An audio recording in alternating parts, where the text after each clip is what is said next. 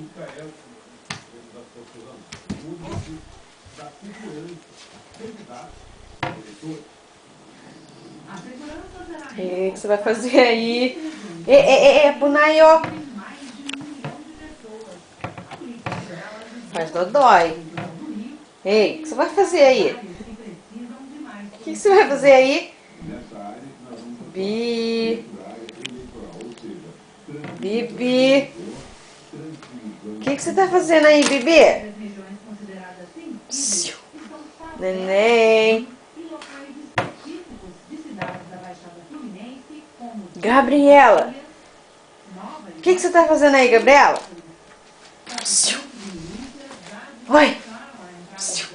O que você tá fazendo aí? Gabi. O que você tá fazendo aí? O que você tá fazendo aí, sem vergonha? Ei, o que você tá fazendo? Jogando tudo no chão?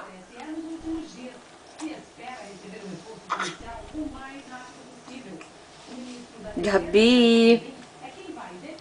Sai daí, Gabi. Sai daí, Gabi.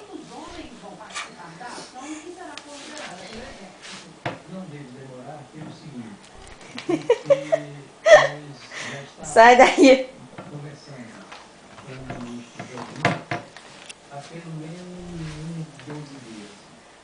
O que você tá procurando aí? O que você tá procurando aí? Ah, você quer isso daí, Bibi? Quer, Bibi?